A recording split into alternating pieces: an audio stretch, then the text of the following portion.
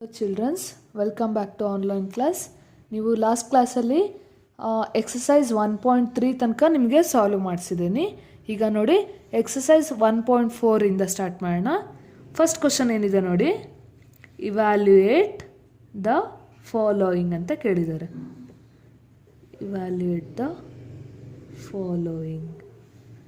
ಇದರಲ್ಲಿ first question ಏನಿದೆ ನೋಡಿ,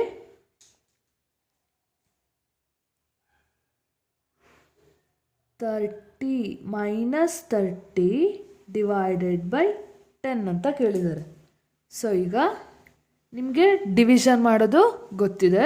ಸೊ -30 ಡಿವೈಡೆಡ್ ಬೈ 10. ಈಗ 0 ಕ್ಯಾನ್ಸಲ್ ಆಗಿ -3/1 ಉಳಿಯುತ್ತೆ. ಉಳಿದಿದ್ದೆಷ್ಟು ಆನ್ಸರು? -3. ನೆಕ್ಸ್ಟ್ ನೋಡಿ ಕ್ವಶನ್ ನಂಬರ್ ಬಿ ನೋಡಿ. ಬಿ ಏನು ಕೊಟ್ಟಿದ್ದಾರೆ? 50 ಡಿವೈಡೆಡ್ ಬೈ -5 ಅಂತ ಕೊಟ್ಟಿದ್ದಾರೆ. ಸೊ ಈಗ 50 ಡಿವೈಡೆಡ್ ಬೈ -5. ಈಗ ಇಲ್ಲಿ 5 1s 5 10s 50 ಹೌದಾ? ಸೊ -10 ಉಳಿಯುತ್ತೆ. ಇಲ್ಲಿ ಪ್ಲಸ್ ಇದೆ, ಇಲ್ಲಿ ಮೈನಸ್ ಇದೆ. ಇಲ್ಲಿ ನಮಗೆ ಡಿವೈಡೆಡ್ ಬೈ ಮಾಡಿದಾಗ ಇಲ್ಲಿ ಏನು ಮೈನಸ್ ಇದ್ದರೆ ಅದೇ ಮೈನಸ್ಸೇ ಇಲ್ಲಿಗೆ ಬರುತ್ತೆ. ಅಕಸ್ಮಾತ್ ನೆಕ್ಸ್ಟ್ ಕ್ವಶನ್ ನೋಡಿ, ನೆಕ್ಸ್ಟ್ ಕ್ವಶನ್ ನೋಡಿದ್ರೆ ನಿಮ್ಗೆ ಅರ್ಥ ಆಗುತ್ತೆ. ನೆಕ್ಸ್ಟ್ ಕ್ವಶನ್ ನಂಬರ್ ಸಿ ಏನಿದೆ? -36 ಡಿವೈಡೆಡ್ ಬೈ -9 ಅಂತ ಕೊಟ್ಟಿದ್ದಾರೆ. ಇಲ್ಲಿ ನೋಡಿ, ಇಲ್ಲೂ ಕೂಡ ಮೈನಸ್ ಇದೆ, ಇಲ್ಲೂ ಕೂಡ ಮೈನಸ್ ಇದೆ. ಸೊ ಈಗ -36 ಡಿವೈಡೆಡ್ ಬೈ -9. ಈಗ ಮೈನಸ್ ಕ್ಯಾನ್ಸಲ್ ಆಗುತ್ತೆ, ನಮಗೆ ಉಳಿಯೋದು ಪ್ಲಸ್ ಉಳಿಯುತ್ತೆ.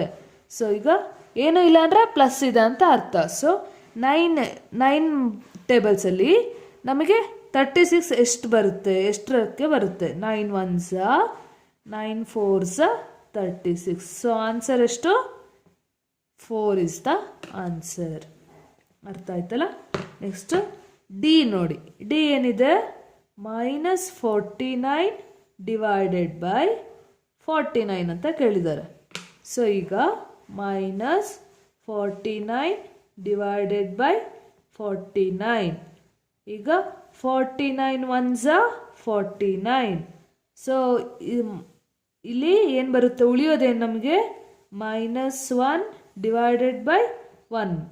1 1s 1. -1 is the answer. Next question number E ನೋಡಿ. ಇ ಏನಿದೆ? 13 ಡಿವೈಡೆಡ್ ಬೈ ಬ್ರಾಕೆಟಲ್ಲಿ -2 + 1 ಅಂತ ಇದೆ. ಸೊ ಈಗ ನಾವು ಫಸ್ಟು ಯಾವಾಗಲೂ ಬ್ರಾಕೆಟಲ್ಲಿ ಏನಿದೆ ಅಲ್ಲ ಅದನ್ನು ಸಾಲ್ವ್ ಮಾಡ್ಕೋಬೇಕು. ಸೊ ಈಗ 13 ಡಿವೈಡೆಡ್ ಬೈ -2 + 1 ಎಷ್ಟಾಗುತ್ತೆ? 13 ಡಿವೈಡೆಡ್ ಬೈ 2 ಅಲ್ಲಿ 1 ಹೋದರೆ ಎಷ್ಟಾಗುತ್ತೆ? Minus into plus minus. 2 ಅಲ್ಲಿ 1 ಹೋದರೆ ಮೈನಸ್ ಏನಕ್ಕೆ ಬರುತ್ತೆ ಅಂದರೆ ಜಾಸ್ತಿ ಇರೋ ನಂಬರ್ಗೆ ಏನು ಸೈನ್ ಏನಿರುತ್ತಲ್ಲ ಅದೇ ನಮಗೆ ಇಲ್ಲಿ ಕಂಟಿನ್ಯೂ ಆಗುತ್ತೆ. ಈಗ ಇವೆರಡರಲ್ಲಿ ಜಾಸ್ತಿ ಯಾವುದು? 2 ಜಾಸ್ತಿ ಇದೆನಾ? ಸೊ ಇಲ್ಲಿ ಮೈನಸ್ ಇದೆ ಅದಕ್ಕೆ ಸಿಂಬಲ್ಲು. ಸೊ ಈಗ ಮೈನಸ್ಸೇ ಬರುತ್ತೆ. 2 ಅಲ್ಲಿ 1 ಹೋದ್ರೆ ಎಷ್ಟು? 1. ಈಗ ನೋಡಿ 13 ಡಿವೈಡೆಡ್ ಬೈ -1 ಆಯಿತಾ? ಸೊ ಇದನ್ನು ಯಾವ ಥರ ಬರ್ಕೊಂತೀರಾ? 13 ಡಿವೈಡೆಡ್ ಬೈ -1.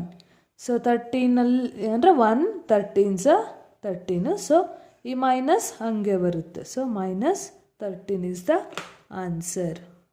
ನೆಕ್ಸ್ಟು ಎಫ್ ನೋಡಿ. ಎಫ್ ಏನಿದೆ? 0 ಡಿವೈಡೆಡ್ ಬೈ -12 ಅಂತ ಇದೆ. ನಮಗೆ ನಾನು ಓದ್ ಕ್ಲಾಸಲ್ಲಿ ಹೇಳಿದ್ದೆ ಏನು ಅಂದರೆ 0 ಬೈ ಎನಿಥಿಂಗ್ ಅಂದರೆ 0 ಬೈ ABCD ಅಥವಾ 1 2 3 ಏನೇ ಇದ್ದರೂ 0 ಜೊತೆ ಡಿವೈಡೆಡ್ ಬೈ ಏನೇ ಇದ್ದರೂ ನಿಮಗೆ ಬರೋದು ಆನ್ಸರು ಝೀರೋನೇ. ಝೀರೋನ ಮಲ್ಟಿಪ್ಲೈ ಮಾಡಿದ್ರು ಝೀರೋನ ಡಿವೈಡೆಡ್ ಬೈ ಮಾಡಿದ್ರು ನಿಮಗೆ ಆನ್ಸರ್ ಬರೋದು ಝೀರೋನೇ. ಅದೇ ಥರ ನೀವು GHIನ ಅದಿಷ್ಟು ಮನೇಲಿ ಟ್ರೈ ಮಾಡಿ, ಆಯಿತಾ. ನೆಕ್ಸ್ಟು ಕ್ವಶನ್ ನಂಬರ್ 2 ನೋಡಿ. ಏನಿದೆ question number 2? Verify that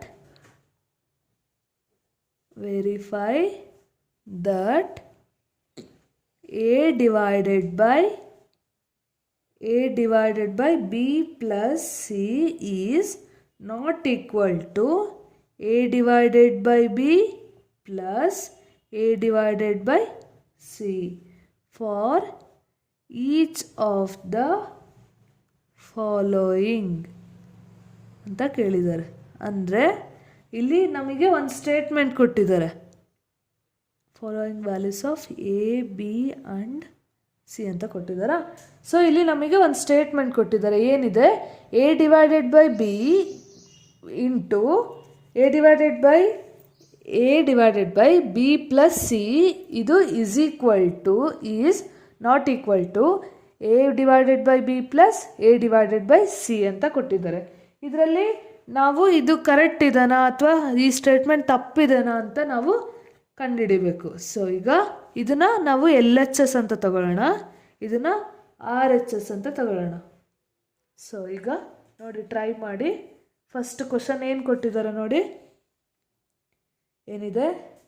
A ಇಲ್ಲಿ A = 12 ಕೊಟ್ಟಿದ್ದಾರೆ, B -4 ಕೊಟ್ಟಿದ್ದಾರೆ, C = 2 ಅಂತ ಕೊಟ್ಟಿದ್ದಾರೆ. ಸೊ ಈಗ ಅದು ಸ್ಟೇಟ್ಮೆಂಟ್ ಏನಿದೆ? A divided by B plus C is not equal to A divided by B plus A divided by C ಅಂತ ಇದೆ. ನೆಕ್ಸ್ಟು ಇಲ್ಲಿ ನೋಡಿ, ಇದನ್ನು ನಾವು LHS ಅಂತ ತಗೊಂಡಿದ್ದೀವಿ, ಇದನ್ನು RHS ಅಂತ ತಗೊಂಡಿದ್ದೀವಿ. ಇದನ್ನು ಸಪ್ರೇಟ್ ಮಾಡೋಣ. LHS ಇಲ್ಲಿ ಸ್ವಲ್ಪ ಜಾಗ ಬಿಡಿ, ಇಲ್ಲಿ RHS ಅಂತ ಬರ್ಕೊಳ್ಳಿ. ಈಗ LHSಗೆ A ವ್ಯಾಲ್ಯೂ ಏನಿದೆ? A ವ್ಯಾಲ್ಯೂ 12 ಕೊಟ್ಟಿದ್ದಾರೆ. ಡಿವೈಡೆಡ್ ಬೈ B ವ್ಯಾಲ್ಯೂ ಏನಿದೆ? B ವ್ಯಾಲ್ಯೂ -4 ಕೊಟ್ಟಿದ್ದಾರೆ. ಪ್ಲಸ್ C ವ್ಯಾಲ್ಯೂ ಏನಿದೆ? 2 ಕೊಟ್ಟಿದ್ದಾರೆ. ಅದು ಬರ್ಕೊಂಡ್ರಾ? ನೆಕ್ಸ್ಟು RHS ಅಂದರೆ ಹೇಳಿದ್ದೀನಿ ಇದು ಅಂತ. ಸೊ ಈಗ A ವ್ಯಾಲ್ಯೂ ಇಲ್ಲಿ ಏನು ಕೊಟ್ಟಿದ್ದಾರೆ? Same 12 divided by B value ಏನಿದೆ? -4 ಇದೆ. ಪ್ಲಸ್ A ವ್ಯಾಲ್ಯೂ ಏನಿದೆ? Same 12 divided by C value ಏನಿದೆ? 2 ಇದೆ. ಸೊ ಈಗ ಸಾಲ್ವ್ ಮಾಡ್ಕೊತ ಹೋಗಬೇಕು. 12 ಡಿವೈಡೆಡ್ ಬೈ, ಯಾವಾಗಲೂ ಬ್ರ್ಯಾಕೆಟಲ್ಲಿರೋದನ್ನ ಫಸ್ಟು ಸಾಲ್ವ್ ಮಾಡ್ತೀರಾ. ಸೊ ಈಗ ಬ್ರ್ಯಾಕೆಟಲ್ಲಿರೋದ್ರಲ್ಲಿ -4 ಪ್ಲಸ್ 2 ಅಂತ ಕೊಟ್ಟಿದ್ದಾರೆ. ಈಗ 4 ಜಾಸ್ತಿನಾ 2 ಜಾಸ್ತಿನಾ? 4 ಅಲ್ವಾ. ಸೊ ಈಗ 4 ಸಿಂಬಲನ್ನು ನಾವು ಬರ್ಕೋಬೇಕು. ಏನಿದೆ? ಮೈನಸ್, ನೆಕ್ಸ್ಟು 4ಅಲ್ಲಿ 2 ಹೋದರೆ ಎಷ್ಟು? 4ಅಲ್ಲಿ 2 ಹೋದರೆ 2. ಸೊ ಈಗ ಏನು ಬಂತು? 12 ಡಿವೈಡೆಡ್ ಬೈ -2 ಅಂತ ಬಂತು. ಈಗ ಅದನ್ನು 12 ಡಿವೈಡೆಡ್ ಬೈ -2. ಈಗ 2 1s 2 6. ಸೊ ಆನ್ಸರ್ ಎಷ್ಟು ಬಂತು? -6 ಬಂದಿದೆ. ಈಗ ಇಲ್ಲಿ ನೋಡೋಣ. ಇಲ್ಲಿ ನೋಡಿ ಏನು ಬಂದಿದೆ? 12 divided by -4 plus 12 divided by 2 ಅಂತ ಕೊಟ್ಟಿದ್ದಾರೆ. ಇದನ್ನು ಯಾವ ಥರ ಬರ್ಕೋತೀರಾ? 12 ಡಿವೈಡೆಡ್ ಬೈ -4 ಪ್ಲಸ್ 12 ಬೈ 2. ಈಗ 4 1s 4, 4 3s 12, 2 1s 2 6 12. ಸೊ ಇಲ್ಲಿ -3 ಪ್ಲಸ್ 6 ಉಳಿಯುತ್ತೆ. ಈಗ 6ಅಲ್ಲಿ ಈಗ ನೋಡಿ, ಇಲ್ಲಿ ನೋಡಿ -3 ಪ್ಲಸ್ 6 ಇದೆನಾ? ಈಗ 6ಗೆ ಯಾವ ಸಿಂಬಲ್ ಇದೆ? ಪ್ಲಸ್ ಇದೆ. ಸೊ ಈಗ ಇಲ್ಲಿಗೆ ಏನು ಬರುತ್ತೆ? ಪ್ಲಸ್. 6ಅಲ್ಲಿ 3 ಹೋದರೆ ಎಷ್ಟು? 3 ಪ್ಲಸ್ 3 ಇಸ್ ದ ಆನ್ಸರ್. ಈಗ LHS is not equal to RHS. ಅರ್ಥ ಆಯ್ತಾ? Hence verified. ನಮಗೆ ಕೊಟ್ಟಿರೋ ಸ್ಟೇಟ್ಮೆಂಟು ಕರೆಕ್ಟಾಗಿ ಬಂದಿದ್ದಾನ ನೋಡಿ. ಇಲ್ಲೇನು ಕೇಳಿದ್ದಾರೆ, ಇದನ್ನು ಎಲ್ ಎಚ್ ಎಸ್ ಅಂತ ತೊಗೊಂಡಿದ್ದೀವಿ, ಇದನ್ನು ಆರ್ ಎಚ್ ಎಸ್ ಅಂತ ತೊಗೊಂಡಿದ್ದೀವಿ. ಸೊ ಈಗ L H S is not equal to R H S. ಇಲ್ಲೂ ಕೂಡ L H S is not equal to R H S. ಅರ್ಥ ಆಯ್ತಾ? ನೆಕ್ಸ್ಟ್ ನೋಡಿ, ಕ್ವಶನ್ ನಂಬರ್ ಬಿ ನೋಡಿ. ಬಿ ಏನಿದೆ, ಎ ಈಸ್ ಈಕ್ವಲ್ ಟು -10 ಕೊಟ್ಟಿದ್ದಾರೆ, ಬಿ ಈಸ್ ಈಕ್ವಲ್ ಟು 1 ಕೊಟ್ಟಿದ್ದಾರೆ, C is equal to 1 ಕೊಟ್ಟಿದ್ದಾರೆ. ಸೊ ಈಗ ಸೇಮ್ ಮತ್ತೆ ಎಲ್ ಎಚ್ ಎಸ್ ಇಲ್ಲಿ ಆರ್ ಎಚ್ ಎಸ್ ಬರುತ್ತಾ? ಈಗ ಇವೆರಡನ್ನು ನಾವು ಸಾಲ್ವ್ ಮಾಡಬೇಕು. ಎಲ್ ಎಚ್ ಎಸ್ ಅಂದರೆ ಯಾವ ವ್ಯಾಲ್ಯೂ ತಗೋಬೇಕು? A divided by B plus C. R H S ಅಂದರೆ A divided by B plus A divided by C ಅಂತ ತಗೋಬೇಕು. ಈಗ ಎ ವ್ಯಾಲ್ಯೂ ಏನು ಕೊಟ್ಟಿದ್ದಾರೆ ಇಲ್ಲಿ? -10 ಡಿವೈಡೆಡ್ ಬೈ, ಇಲ್ಲಿದೆ ನೋಡಿ, A value -10, next B value 1 plus C value 1. Next ಇದೇ ಥರ A value -10 divided by B value ಏನಿದೆ 1 plus A value -10 divided by C value ಏನಿದೆ 1. ಸೊ -10 ಡಿವೈಡೆಡ್ ಬೈ, ಫಸ್ಟು ಯಾವಾಗಲೂ ನಾವು ಬ್ರ್ಯಾಕೆಟಲ್ಲಿ ಏನಿದೆಲ್ಲ ಅದನ್ನು ಸಾಲ್ವ್ ಮಾಡ್ಕೋತೀವಿ. ಸೊ ಈಗ 1 + 1 ಎಷ್ಟು? 2. Next -10 divided by 1 plus -10 divided by 1. ಆಯಿತಾ? ಈಗ -10 ಡಿವೈಡೆಡ್ ಬೈ 2 ಇದನ್ನ ಈ ಥರ ಬರ್ಕೋತೀವಿ. ಇಲ್ಲಿ -10 by 1 plus -10 by 1. 2 1s 2, 5s 10. So ಎಷ್ಟು ಬರುತ್ತೆ? 5 ಬಂತು ಆನ್ಸರು. -5 ಬಂತು. ಈಗ ಇಲ್ಲಿ -10 ಬೈ 1 ಅಂದರು -10, ನೆಕ್ಸ್ಟ್ ಪ್ಲಸ್ -10 ಬೈ 1 ಅಂದರು -10. ಈಗ -10 ಪ್ಲಸ್ -10 ಎಷ್ಟಾಗುತ್ತೆ? -20. ಸೊ ಇಲ್ಲೂ ಕೂಡ ಏನಾಗುತ್ತೆ ನೋಡಿ answer? L H S, therefore L H S is not equal to R H S ಬಂತಾ? Hence it is verified. ಅರ್ಥ ಆಯ್ತಾ? ಈಗ ನೆಕ್ಸ್ಟ್ ಕ್ವಶನ್ ನಂಬರ್ 3 ನೋಡಿ. ಕ್ವಶನ್ ನಂಬರ್ 3 ಏನಿದೆ? ಓಕೆ, ಕ್ವಶನ್ ನಂಬರ್ 3 ಏನಿದೆ? ಫಿಲ್ ಇನ್ ದ ಬ್ಲ್ಯಾಂಕ್ಸ್ ಅಂತ ಇದೆ. Fill in the blanks. ಆಯ್ತಾ? ಫಸ್ಟ್ ಕ್ವಶನ್ ಏನಿದೆ ನೋಡಿ, 369 divided by dash is equal to 369. ಈಗ ಇಲ್ಲಿ ಏನು ಕೇಳಿದ್ದಾರೆ ನೋಡಿ, ನಾವು 365 ಡಿವೈಡೆಡ್ ಬೈ ಏನು ಮಾಡಿದ್ರೆ ನಮಗೆ 365 ಬರುತ್ತೆ ಅಂತ ಕೇಳಿದ್ದಾರೆ.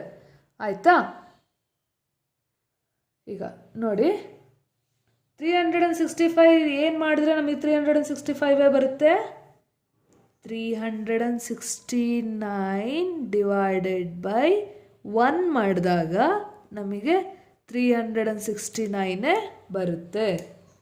ಸೊ ಆನ್ಸರ್ ಎಷ್ಟು? 1 ಈಸ್ ದ ಆನ್ಸರ್. ಇದನ್ನು ಯಾವ ಥರ ಮಾಡಬೇಕು? ನಿಮಗೆ ಇದು ಗೊತ್ತು. ಇದನ್ನು ನಾವು ಇಲ್ಲಿ ಜಸ್ಟಿಫೈ ಮಾಡಬೇಕು. ಹೆಂಗೆ ಬಂತು ಇದು? 1 ಕರೆಕ್ಟಾ? 2 ಯಾಕೆ ಬರಲ್ಲ ಅಂತ ಜಸ್ಟಿಫೈ ಮಾಡಬೇಕು. ಈಗ let the number be X ಅಂತ ತಗೊಂಡಿರೋಣ ಸದ್ಯಕ್ಕೆ. ಇದು 1 ಇಲ್ಲ ಅಂತ ಅಂದ್ಕೊಳ್ಳಿ. Let the number be X ಅಂತ ಅಸ್ಯೂಮ್ ಮಾಡ್ಕೊಳ್ಳೋಣ.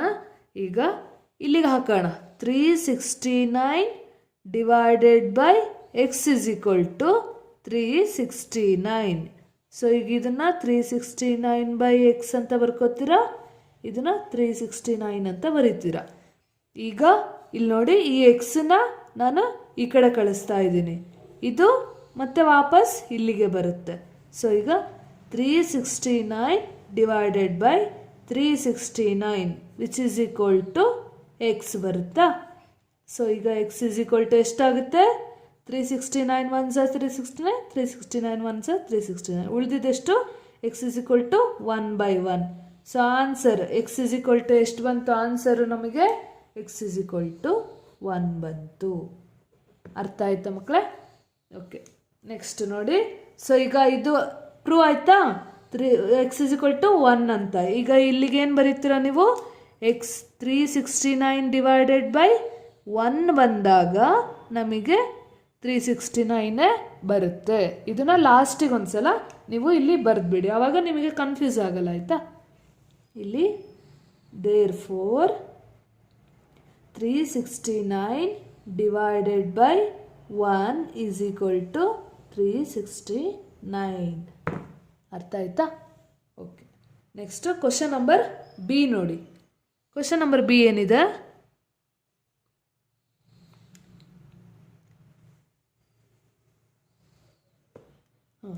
ಕ್ವಶನ್ ನಂಬರ್ ಬಿ ಏನಿದೆ ನೋಡಿ. -75 divided by dash is equal to -1 ಅಂತ ಇದೆ. ಸೊ ಈಗ ಇಲ್ಲೂ ಕೂಡ ಸೇಮ್ ಮೆಥಡ್ ಫಾಲೋ ಮಾಡಿ. ಏನಿದೆ ನೋಡಿ, let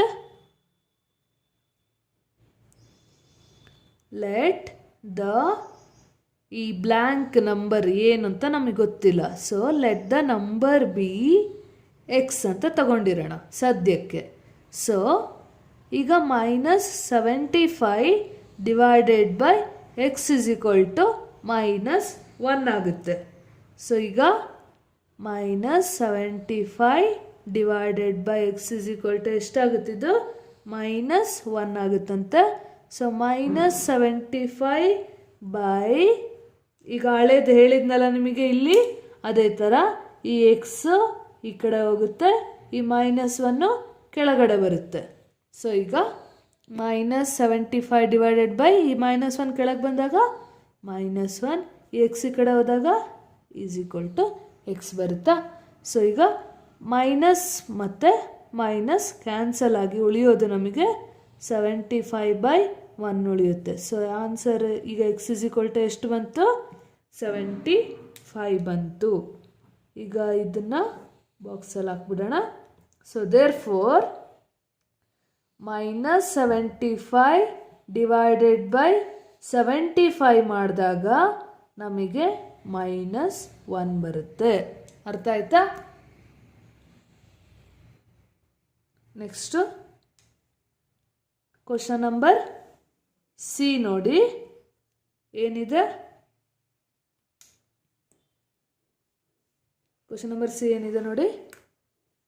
206 -206 divided by dash is equal to 1 ಅಂತ ಕೇಳಿದ್ದಾರೆ. ಈಗ -206 ಡಿವೈಡೆಡ್ ಬೈ ಏನು ಮಾಡಿದ್ರೆ ನಮಗೆ 1 ಸಿಗುತ್ತೆ ಅಂತ ನಾವು ಹೇಳ್ಬೇಕಂತೆ. ಸೊ ಈಗ ನೋಡಿ ಏನು ಬರುತ್ತೆ, ಇಲ್ಲೂ ಕೂಡ let the number be x. So ಈಗ -206 divided by X is equal to 1 ಅಂತ ತಗೊಳ್ಳೋಣ. Next -206 by X is equal to 1 ಆಗುತ್ತೆ. ಈಗ ಸೇಮ್ ಮೆಥಡ್, ಎಕ್ಸನ್ನು ಈ ಕಡೆ ಕಳಿಸ್ತೀವಿ, 1ಅನ್ನು ಕೆಳಗಡೆ ಕಳಿಸ್ತೀವಿ. ಈಗ ಹಂಗೆ ಕಳಿಸ್ದಾಗ ಏನು ಬರುತ್ತೆ, -206/1 ಇಸ್ ಈಕ್ವಲ್ ಟು ಎಕ್ಸ್ ಅಂತ ಬರುತ್ತೆ. ಸೊ ಈಗ -206/1 ಅಂದರೆ -206 ಬರುತ್ತೆ.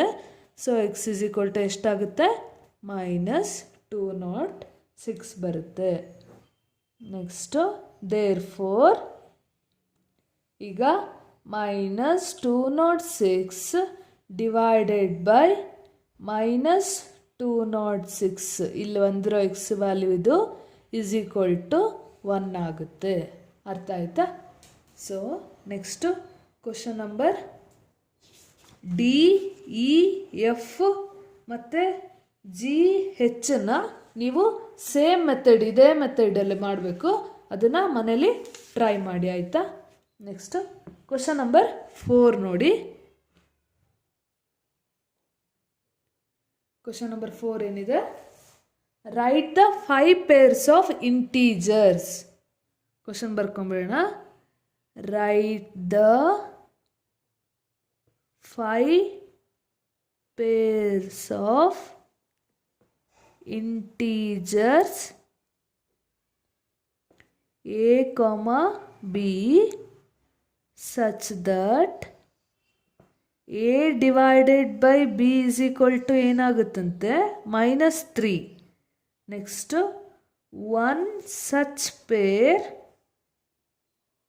is -6, -2 because 6 divided by -2 is equal to ಎಷ್ಟು -3 ಅಂತ.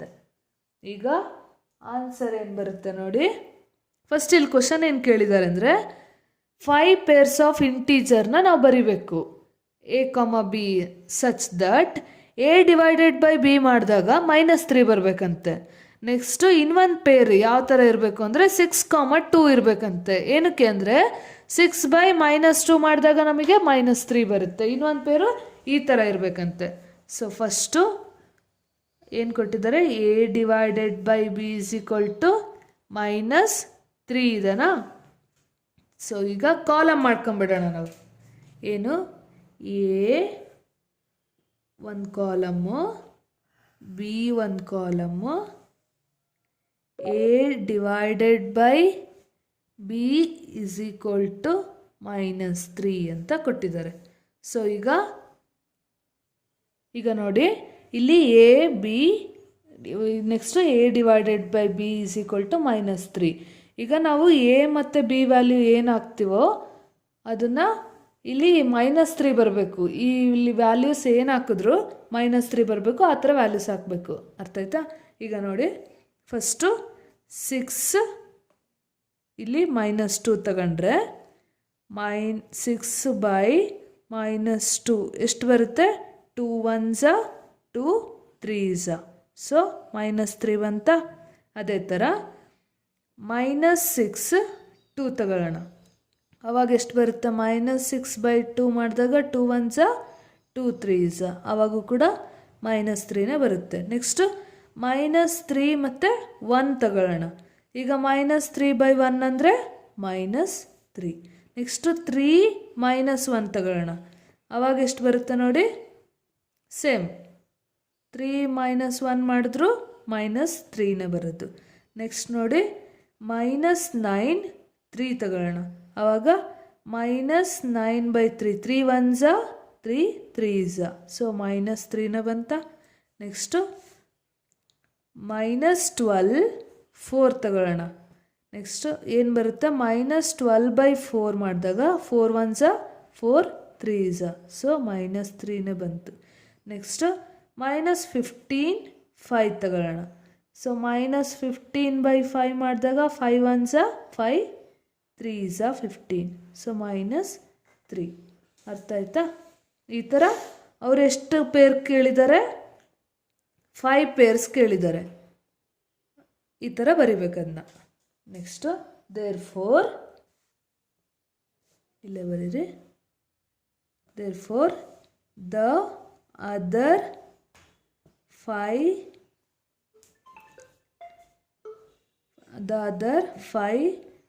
pairs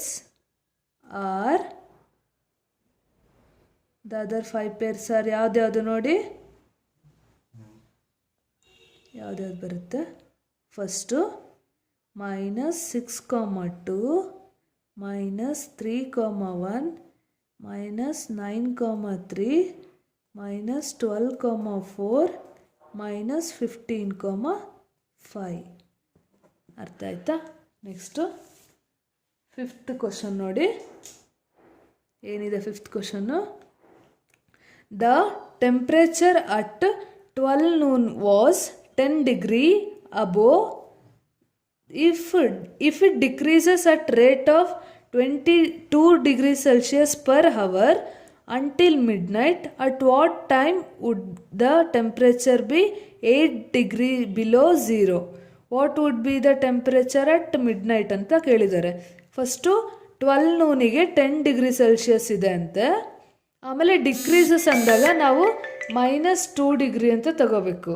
ಈಗ ಇಲ್ಲೇನು ಕೊಟ್ಟಿದ್ದಾರೆ, if it decreases at rate of 2 degree Celsius ಅಂತ ಇದೆ. ಡಿಕ್ರೀಸಸ್ ಅಂದಾಗ -2 ಆಗುತ್ತೆ, ಅದು ಪರ್ ಹವರಿಗೆ ಅಷ್ಟಿದೆ ಅಂತೆ. ನೆಕ್ಸ್ಟು ಬಿಲೋ 8 ಡಿಗ್ರಿ ಸೆಲ್ಸಿಯಸ್ ಆದಾಗ ನಮಗೆ ಟೈಮ್ ಎಷ್ಟು ಅಂತ ನಾವು ಕಂಡುಹಿಡಿಬೇಕು. ನೆಕ್ಸ್ಟು ಟೆಂಪ್ರೇಚರ್ ಎಷ್ಟು ಅಂತಲೂ ಕಂಡುಹಿಡಿಬೇಕು. ಈಗ ಫಸ್ಟ್ ನೋಡಿ ಏನು, temperature decreases at 2 degree Celsius per hour. Next temperature at 12 PM is ಎಷ್ಟು? 12 PM ಇಗಿರೋ ಟೆಂಪ್ರೇಚರು ಕ್ವಶನಲ್ಲಿದೆ ನೋಡಿ, 10 ಡಿಗ್ರಿ ಸೆಲ್ಸಿಯಸ್ ಅಂತ ಕೊಟ್ಟಿದ್ದಾರೆ ಅವ್ರೆ. Next when temperature at 8 degree Celsius is below 0 ಅಂದರೆ ಇದನ್ನು ಯಾವ ಥರ ಬರ್ಕೊತೀರಾ? ದಟ್ ಈಸ್ -8 ಡಿಗ್ರಿ ಸೆಲ್ಸಿಯಸ್ ಅಂತ ಬರ್ಕೋಬೇಕು. Next therefore total decrease ಎಷ್ಟಾಗುತ್ತೆ? Total decrease is equal to final temperature minus initial temperature ಮಾಡಿದಾಗ ನಮಗೆ ಟೋಟಲ್ ಡಿಕ್ರೀಸ್ ಎಷ್ಟು ಅಂತ ಗೊತ್ತಾಗುತ್ತೆ. ಸೊ ಈಗ ಫೈನಲ್ ಟೆಂಪ್ರೇಚರ್ ಎಷ್ಟು ಬಂದಿದೆ? -8 ಡಿಗ್ರಿ ಸೆಲ್ಸಿಯಸ್ ಅವ್ರು ಕೊಟ್ಟಿದ್ದಾರೆ. ಇನಿಷಿಯಲ್ ಫಸ್ಟಿಗಿದ್ದ ಟೆಂಪ್ರೇಚರ್ ಎಷ್ಟು?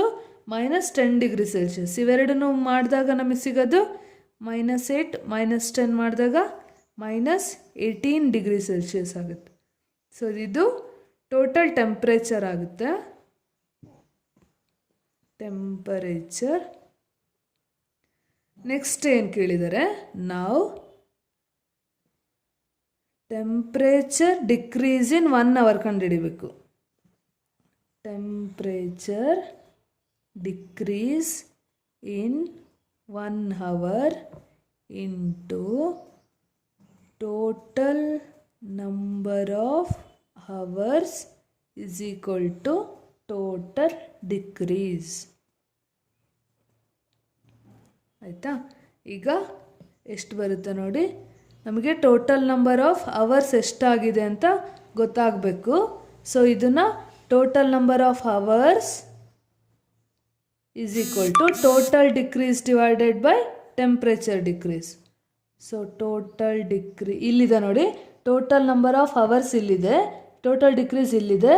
ಈ ಟೆಂಪ್ರೇಚರ್ ಡಿಕ್ರೀಸ್ ಇನ್ 1 hourನ ಡಿವೈಡೆಡ್ ಬೈ ಮಾಡ್ತಾ ಇದ್ದೀವಿ. So total decrease is equal, so total number of hours is equal to total decrease divided by temperature decrease in 1 hour. ಎಷ್ಟಾಗುತ್ತೆ ನೋಡಿ, ಫಸ್ಟು ಟೋಟಲ್ ಡಿಕ್ರೀಸ್ ಎಷ್ಟು ಬಂದಿದೆ ಇಲ್ಲಿ?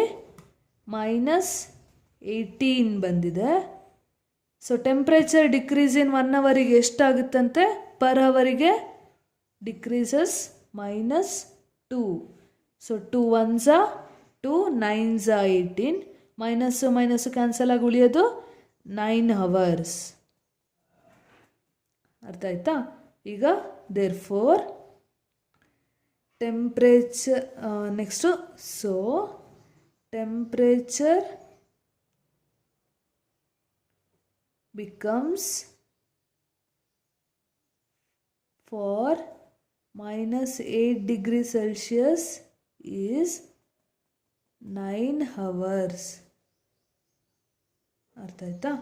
ನಾವು ನೆಕ್ಸ್ಟ್ ಏನು ಕೇಳಿದ್ದಾರೆ, ಮಿಡ್ನೈಟಲ್ಲಿ ಎಷ್ಟು ಬರುತ್ತೆ ಅಂತ ಕೇಳಿದ್ದಾರೆ. ಈಗ we need to find the temperature at midnight 12 AM ಎಷ್ಟು ಟೆಂಪ್ರೇಚರ್ ಅಂತ ಕೇಳಿದ್ದಾರೆ.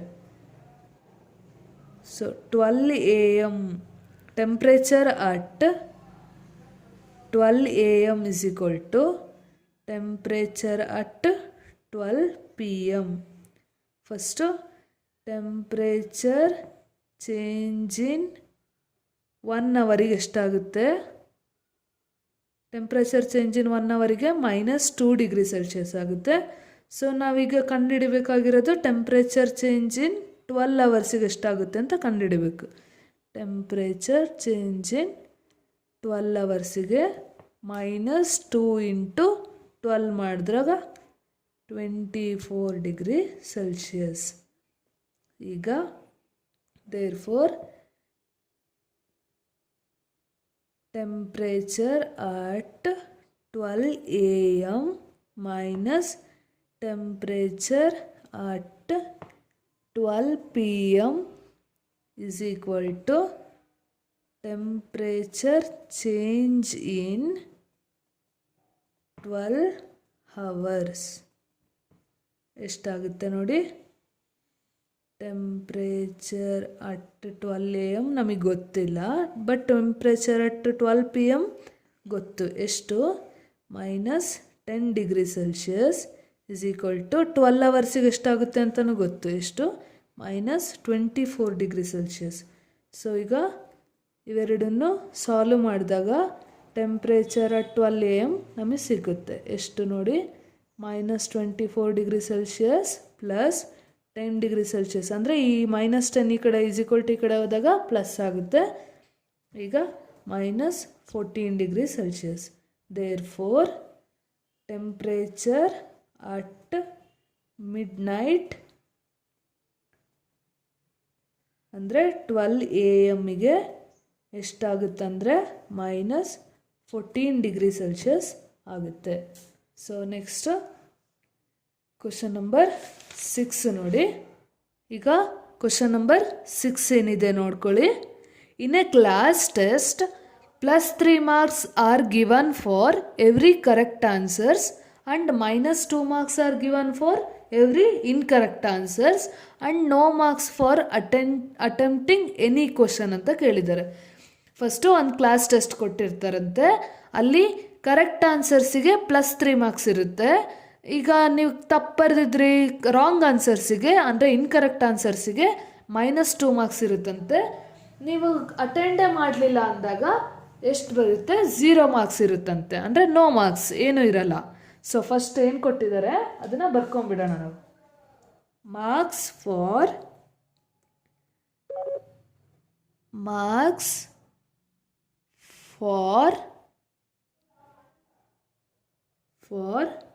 ಕರೆಕ್ಟ್ ಆನ್ಸರ್ ಎಷ್ಟು? +3. Next marks for incorrect answer ಎಷ್ಟು? Marks for incorrect answer -2. Next marks for not attending ಅಥವಾ ನಾಟ್ ಅಟೆಂಪ್ಟಿಂಗ್ ಅಂದರೆ ಯಾವುದು ಅಟೆಂಡೇ ಮಾಡಲಿಲ್ಲದಕ್ಕೆ 0 ಮಾರ್ಕ್ಸ್ ಅಂತ ಇದೆ ಅಂತೆ. ನೆಕ್ಸ್ಟು ಕ್ವಶನ್ ನೋಡಿ. ಮತ್ತೆ ಫಸ್ಟ್ ಕ್ವಶನ್ ಏನಿದೆ ಅಲ್ಲಿ? Radhika scored 20 marks. ಟೋಟಲ್ ಅವಳದು ಮಾರ್ಕ್ಸ್ ಎಷ್ಟಂತೆ? 20 ಮಾರ್ಕ್ಸ್ ಇದೆ.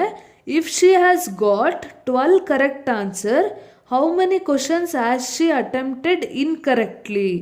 ಈಗ ನಮಗೆ ಟೋಟಲ್ ಮಾರ್ಕ್ಸ್ ಗೊತ್ತಿದೆ. ಎಷ್ಟು? 20 ಮಾರ್ಕ್ಸ್ ಗೊತ್ತಿದೆ. ಇಫ್ ಶಿ ಗಾಟ್, ಈಗ ಕರೆಕ್ಟ್ ಆನ್ಸರ್ಸ್ ಎಷ್ಟಿದೆ ಅಂತೆ? 12 ಇದೆ. ಟೋಟಲ್ ಮಾರ್ಕ್ಸ್ ಬಂದಿರೋದು 20, ಕರೆಕ್ಟ್ ಆನ್ಸರ್ಸ್ ಇರೋದು 12 ಇದೆ. ಹೌ ಮೆನಿ ಆರ್ ಇನ್ಕರೆಕ್ಟು ಅಥವಾ ನಾಟ್ ಅಟೆಂಡೆಡ್ ಅಂತ ಕೇಳಿದ್ದಾರೆ. ಆಯಿತಾ? ಫಸ್ಟು ಬರ್ಕೊಳ್ಳಿ. ಟೋಟಲ್ ಮಾರ್ಕ್ಸ್ ಸ್ಕೋರ್ಡ್ ಎಷ್ಟಿದೆ? 20 ಮಾರ್ಕ್ಸ್. ಆಯಿತಾ? ನಂಬರ್ ಆಫ್ ಕರೆಕ್ಟ್ ಆನ್ಸರ್ಸ್ ಎಷ್ಟಿದೆ? 12 ಇದೆ. Next marks for correct answers ಎಷ್ಟು ಬರುತ್ತೆ? ಈಗ ನಂಬರ್ ಆಫ್ ಕರೆಕ್ಟ್ ಆನ್ಸರ್ಸ್ ಎಷ್ಟಿದೆ ಅವಳದು 12 ಇದೆ. ನಾವು ಒಂದೊಂದು ಕರೆಕ್ಟ್ ಆನ್ಸರ್ಸಿಗೂ ಎಷ್ಟು ಮಾರ್ಕ್ಸ್ ಕೊಡ್ತಿದ್ದೀವಿ, +3 ಕೊಡ್ತಿದ್ದೀವಿ.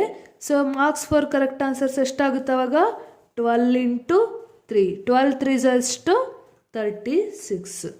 ನೆಕ್ಸ್ಟ್ ನೋಡಿ, ಈಗ ನೋಡಿ ನೆಕ್ಸ್ಟು, ಈಗ ನಮಗೆ ಮಾರ್ಕ್ಸ್ ಎಷ್ಟು ಬಂದಿದೆ ಗೊತ್ತಾಯಿತು.